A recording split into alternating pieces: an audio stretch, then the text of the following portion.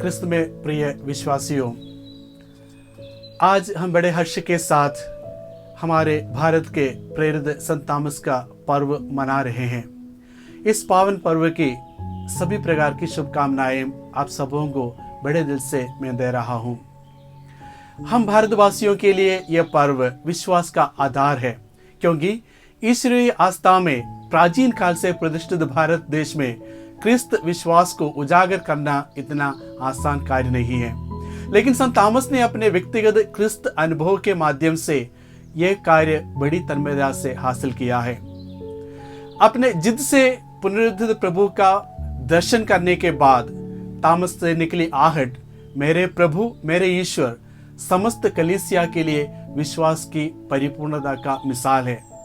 यह विश्वास की अभिव्यक्ति अपने प्रभु ईश्वर के प्रति आस्था और प्रेम की परिपूर्णता है। इसलिए हम भारतवासियों के लिए संत तामस का विश्वास का रहस्य अनोखा और बेमिसाल है। अक्सर मैंने देखा है कि छोटे छोटे बच्चे अपने बुजुर्गों से माता पिता से सवाल करते रहते हैं। सवाल के जवाब मिलने के बावजूद वे फिर से सवाल करते हैं।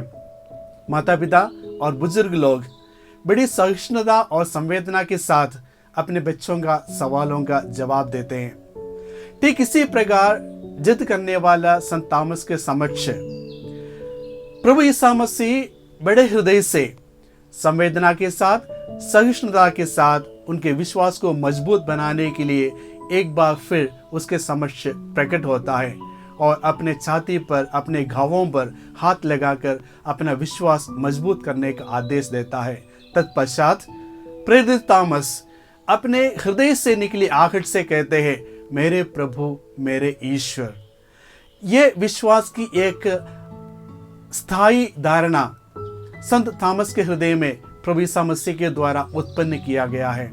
जिस प्रकार छोटे बच्चों के जीवन में किसी तथ्य के प्रति एक आधार अस्तित्व बड़े बुजुर्ग और माता पिता स्थापित करते, उसी प्रकार संत तामस के जीवन में विश्वास के एक स्थायी आधार हमारे प्रिय ईसा मसीह ने उनके जीवन में स्थापित किया।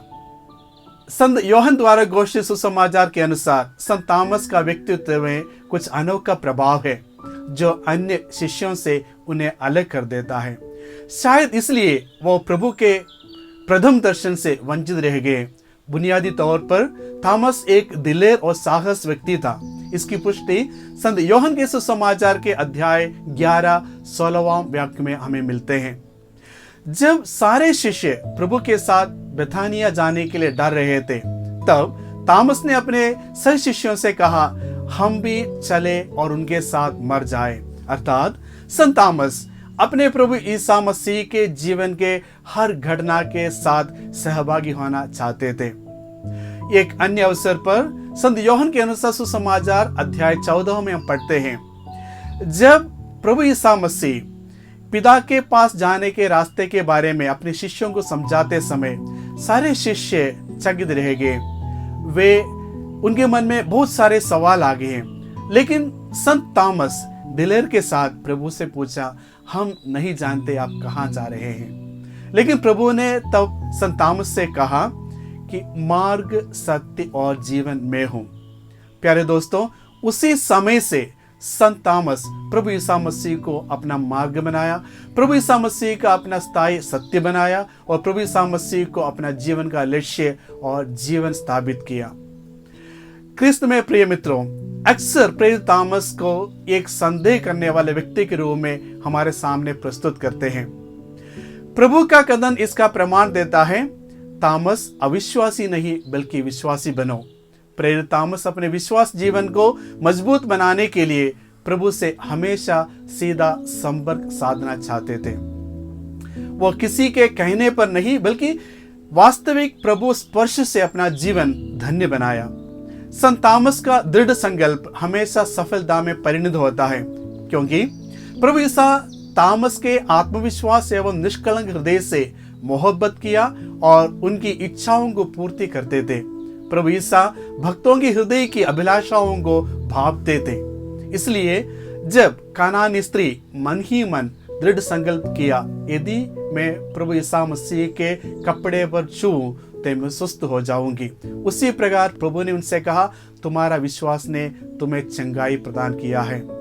प्यारे दोस्तों, प्रभु यीशु मसीह को स्पर्श करने वाले लोगों को प्रभु एक वास्तविक विश्वास का आधार प्रदान करता है। वो उनके जीवन के लिए हमेशा हमेशा के लिए एक स्थायी एक स्तंभ स्थापित होता है। संत पापा ग्रेगरी द ग्रेट ने कहा है, पुनरुत्थित प्रभु के प्रथम दर्शन के समय प्रेरित संत थॉमस का अनुपस्थित रहना इत्तेफाक या आकस्मिक नहीं है। ये प्रभु के क्रमबद्ध योजना के तहत है। थॉमस का जिद, संदेह और प्रभु के घाव का स्पर्श करना, तत्पश्चात अपनी अटूट आस्था को घोषित करना, यह घटना सिर्फ ईसा के 12 शिष्यों तक सीमित नहीं है, बल्कि सारे मानव जाति के अल्प विश्वास के घावों को दूर करने का प्रतीक है। इसियास नबी का कथन सच ठहराया है, उनके घावों द्वारा हम भले चंगे हो गए हैं। प्रेरित थॉमस का यह दिव्य अनुभूति, प्रभु को स्पर्श करने का दिव्य अनुभूति सुसमाचार के प्रचार में उनके लिए एक नया पड़ाव है। उन्हें अपने आप को समर्पित करने का साहस प्राप्त हुआ और भारत देश में विश्वास का दीप प्रज्वलित करने का सामर्थ्य प्राप्त हुआ।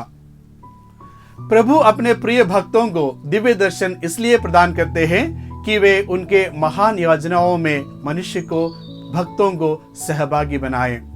निर्गमन ग्रंथ के 3 अध्याय में नबी मूसा को मिले दिव्य दर्शन के बारे में हम पढ़ते हैं।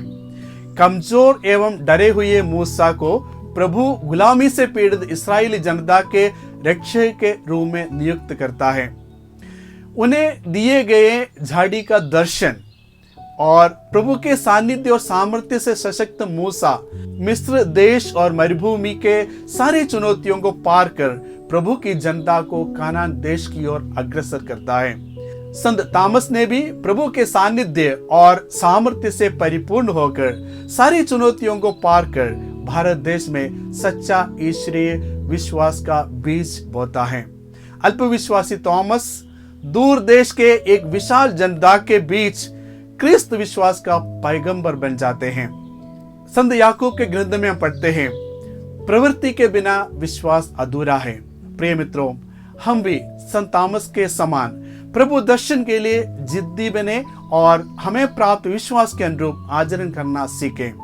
प्रेरित संत थॉमस के मध्यस्थता से हम प्रभु के मुक्तिदायक स्पर्श अनुभव करने के लिए हम भी समर्थ हो जाएं और आज का पर्व और संत थॉमस की प्रार्थना और आशीष हमें हमारे विश्वास में मजबूत बनाए। प्रभु की जय। आमीन।